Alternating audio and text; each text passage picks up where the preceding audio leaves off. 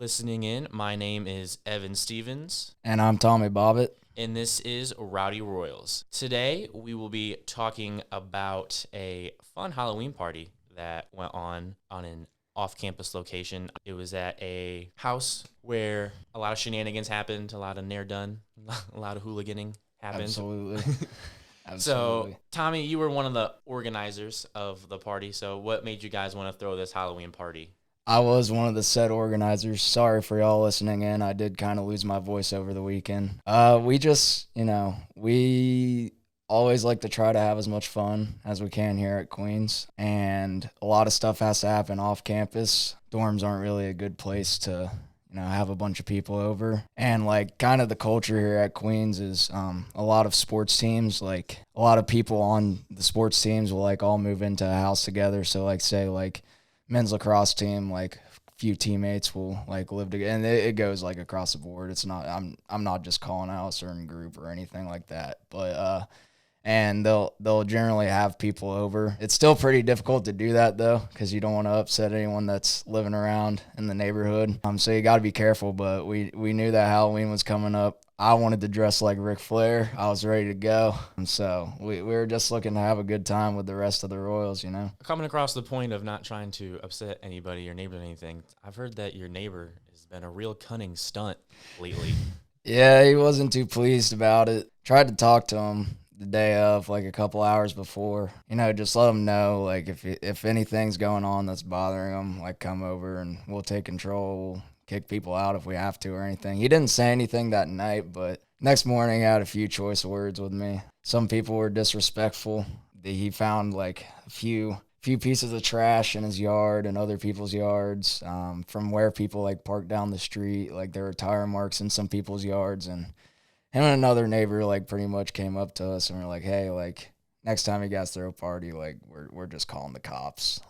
There's no way around it anymore. It's kind of getting old. And, I really, there's not much I could really say. I mean, they didn't necessarily let me talk either. I tried to, explain to them, we didn't mean to bother anyone. We were just trying to have fun. We're college students. We understand, this is a neighborhood where families live, and we don't want to, mess with any kids or anyone's property or anything like that. And we're sorry that some people were disrespectful, but they weren't really there to talk. They were just kind of there to just be like, hey, get your stuff together, man. Get your stuff together. We're calling the cops. So, well, two things going off that. Number one, cardinal rule, if he does, snitches get stitches. And secondly, off of something I always say is I just think he's making shit up. He needs to just calm himself. I'm sure he was young once and did stupid things. Yeah. Nothing that we were doing anything too stupid, but we were just all trying to enjoy ourselves, have a good time, because there's nowhere to really, regardless of your sports team or affiliation on campus, there's nowhere to just come together, really party or have fun together. But anyways, onto the party itself. Speaking of that many people, it was supposed to be invite only. Clearly, it went from 10 to 15 to, in a matter of 5 minutes, 80 people. Oh my gosh, dude, it was crazy. It's like that saying from Letterkenny on, if you haven't watched it, it's on Hulu. It's pretty funny. It's a Canadian show, but the main character, I can't think of his name right now, but the main character has all these quirky little phrases, and one of them is bad gas travels fast in a small town. Word gets around here at Queens pretty quick. Even though we're in the middle of Charlotte, we're still a school of only 2,500 kids. So no, I think the total actually is 1,800. Well, dang. I mean, even more so then. And we're all it's been an issue for a while. We're all everyone's just trying to find a spot that isn't a club downtown or a bar downtown to hang out and have fun. So. Yeah, because any bar nowadays downtown, especially if you're underage, almost regardless of age, actually, it's almost anywhere from $10 to $15 just to get in. So it's nice to have somewhere to go hang out with everybody where it doesn't cost money to get in. Freshman year was a real struggle because I still haven't gone to any club or any bar in the Charlotte area. Loser. I'm just kidding. Because the cover fee is also ridiculous, but it's always, for the most part, 21 plus, unless it's on a Thursday. Everyone knows, 40% of Queens students are athletes too, so you got practice on Friday. You're either taking a risk of coming over to practice hungover, not having a good time, or you're just I gotta bite the bullet. I can't go out and have fun. So So I showed up as Thomas Shelby. If you've ever seen Peaky Blinders, it's a great show. You should check it out. It's on Netflix. So I showed up as Peaky Blinders with my own case of beer. And if anybody is thinking, the party was BYOB, so there was no giving out beer to anybody who was underage or anything. But before people even started showing up, there was a few of us. There was about maybe 10 of us. Couple ATO guys and a couple athletes were there. And there's these girls there. And one of them was just really grinding my gears immediately. So I'm gonna leave her name out. So I put my case of beer in the fridge, right? I wanted to stay cold. I didn't want warm beer because that'd just be a terrible life. But anyways, she's talking to someone who will also remain nameless, and she wants to just go into the fridge and grab a beer. And she grabs from my case, and I'm standing there, right there. You're just gonna take one of my fucking beers without asking me? And she's like, what? This is your beer? And I was like, yeah.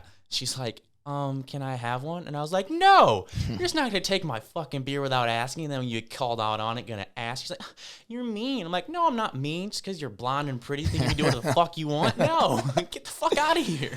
Like, not only did people we never, I mean, I'm sure we've seen them before, it's a small campus, but never really talked to, like, showed up. Some people didn't get the message that you gotta bring your own shit. Like, yeah. And I remember I was watching one of my roommates, he's also 21 and will remain nameless.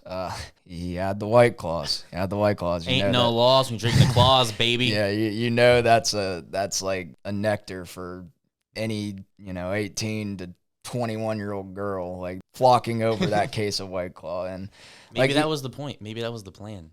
Maybe, but like he had one of his friends nearby, and she was like, "Hey, can I have a White Claw?" And he's like, "Of course you can." And then all of a sudden, like 3 other people like asking her instead of him, like, "Hey, can I have a White Claw?" And she's like, "Well, yeah, of course you can, of course you can." I just watched as like one by one the White Claws were going out of that fridge, and I was just like, "Are you serious?" Like, yeah. And you on didn't top come of prepared. That, on top of that, so I had a case of 12. When I said whole case, I made it sound like I was an extreme alcoholic. No, okay, no, okay, sometimes, but no, not that night.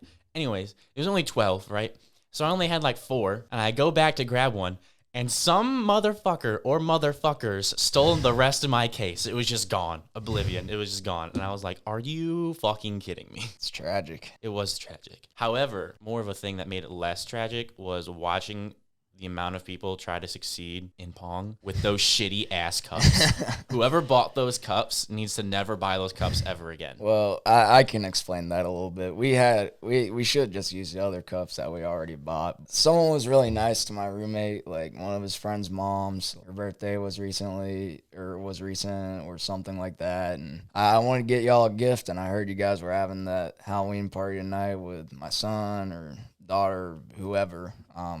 Was invited, so like figured the best gift to get you was this Pong set, and it was really nice. We were really happy about it, but I mean, we tried to make it work. It just because watching people's reactions, I don't want to sound conceited, but I am pretty good at beer pong. Okay, anybody wants to call in or message me or anything for a challenge, I will gladly whoop y'all's asses. I can attest to that. I can be his partner, and he will carry me. But anyways, watching people threw enough bricks up to build a damn house. Like, we could have just built another house for the extra people that came with the amount of bricks that were thrown in that game. But watching people's reactions, like, there was just some, like, especially the really drunk people, like, are you fucking kidding me? Like, what? Like, people were just like the world's greatest freakouts YouTube videos, man, just freak out over this game. And it was just great to people watch. Like, losing my beer, I mean, it was very tragic, but people watching just made it so much better. Until fucking Aquaman, whoever Aquaman was, either tripped or fell or decided to elbow drop off the top ropes of the ping pong table and break it like a straight A doucher. Yeah, at that point we were already trying to get people out of the house too. I don't know if people were waiting for their Ubers or whatnot, but they just didn't get the message to leave. Like, they were just sitting there like... Well, some people, especially some of the girls, were like, well, it's chilly out, or it's the weather, or they kept using the weather as an excuse. And I'm like, okay, do you look at what you're wearing? You are 30% clothed, if that. Okay, hoes definitely don't feel the cold right now when you cannot use weather as an excuse. Yeah, I know. I am glad that they didn't go out the front door because I wouldn't want them in my neighbor's yard. That would have led to some more serious problems. But they could have at least went like on our back porch or something, or like stood next to the door. But like some people got the message really quick and left, and I thank all those people. But other people were just they're either waiting inside or just was trying to get as much like party like as much as they could before they left. And all of a sudden I just turned my head and half of my buddy's ping pong table just snapped in half. And I immediately go over to my buddy and I'm like, hey, like, do you know who did that? They're like, no. And then one of my brothers from ATO like came up to me and was like, hey, I got a video. Like I know who did it. I was like, it's fucking Aquaman. I was like, okay. And the video doesn't show like anyone going through the table, but it's very, very, very clear when you see this stud of an Aquaman just get up off the ground and high five some kid. I'm just like, yep, that's the guy. So I just go up to him like, hey, like, gotta leave. And like at that point, like I was like, well, it's pretty loud in here still. Like I want to go outside and then I'll talk to him about like possibly paying for the table or something.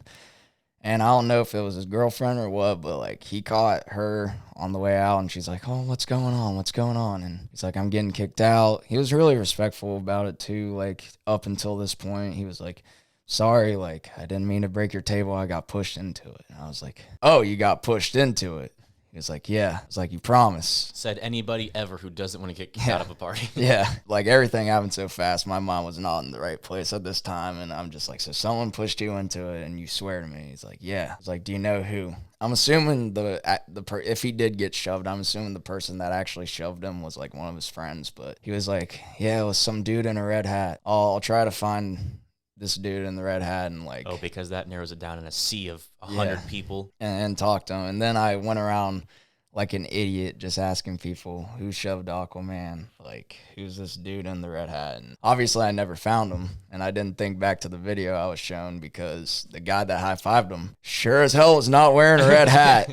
And if someone high-fived somebody that they just shoved, I'm assuming that, well, you get the point. Like, if he high-fived someone, that person probably shoved him. Did end up finding out who Aquaman was. I'm not going to say his name. Couldn't find any, like, social media or anything like that. Couldn't get his number, so sent him an email, but about, like, paying for the table or getting us a new one, just hoping he'd be respectful enough to do that. I mean, obviously, there's not much we can do or ask besides that, and it just hasn't worked out. But then my brother Will Barnes made my day yesterday. We're sitting there in our colony meeting and we're going around the room and he's like, hey, y'all, I know you guys just lost the ping pong table. That's pretty tragic. I talked to my parents. We got an extra one. You want it? And immediately we just all like that made my day.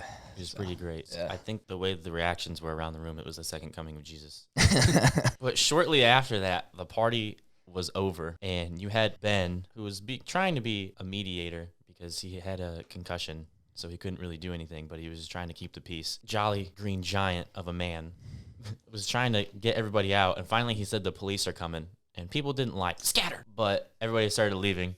And I'm walking out with one of my brothers and a few people to get a ride home. And he's like, hey, man, you know the police aren't really coming, right? It was probably better because I was intoxicated at the time. But because I was Thomas Shelby, I tried the British accent. And I looked at him, dead in the eye, and I said, I'm Thomas fucking Shelby. Even if they were coming, I run the fucking coppers in this town.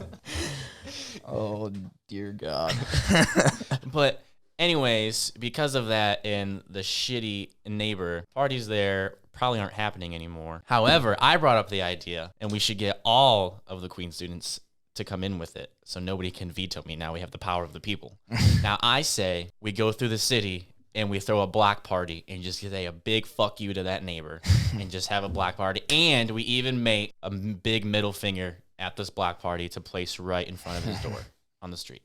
That's what I think we should do. And everybody should agree with me.